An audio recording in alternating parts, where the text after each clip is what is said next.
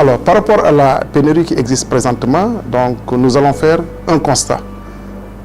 Présentement, un déficit de 54 000 m3 jour, dû à un retard d'investissement. Deuxièmement aussi, donc, à une croissance exponentielle de la démographie. Ce qui explique en réalité donc, la pénurie que la région de Dakar est en train de vivre présentement.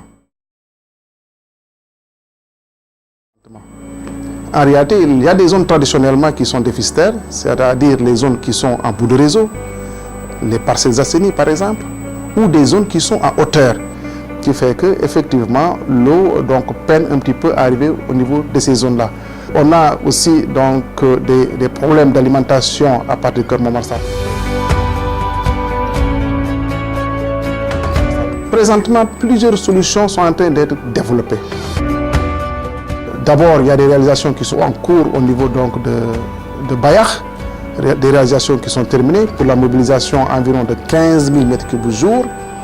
Des maraîchers qui consomment de l'eau potable se verront déconnectés de l'alimentation, c'est-à-dire de l'ALG, pour être reconnectés à partir d'autres forages, c'est-à-dire des forages de Berthilan, nous permettant ainsi de récupérer un volume additionnel d'environ de 12 000 m3 jour.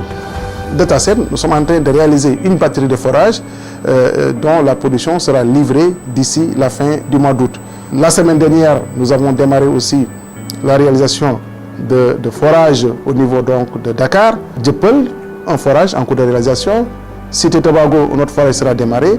Et la réhabilitation, le renouvellement donc, du troisième forage au niveau donc, de Nord Foire. Cela va nous permettre de mobiliser davantage de volume additionnel.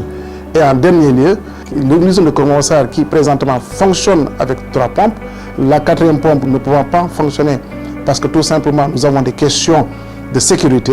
Une fois ces questions de sécurité à travers les ballons anti-béliers réglés, la 4e pompe démarrera, ce qui mettra en plus un autre volume additionnel nous permettant de couvrir en bonne partie les déficits existants.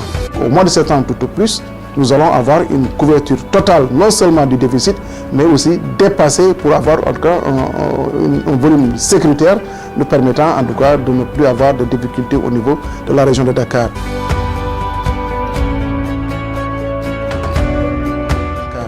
Alors, KMS3 est un projet structurant très important qui nous permettra de mobiliser d'ici 2020 environ 200 000 m3 jour. C'est-à-dire KMS3 va faire plus que NIT et Keur Momar-Sarr réunis. Nous avons aussi un deuxième projet structurant, c'est l'usine de dessalement d'eau de mer qui sera installée au Mamel. Et l'avantage de cette usine, c'est-à-dire que nous allons diversifier les sources d'alimentation en eau de Dakar. Globalement, à travers ces deux projets structurants, nous allons mobiliser 300 000 m3 jour et mettre fin à cette pénurie d'eau.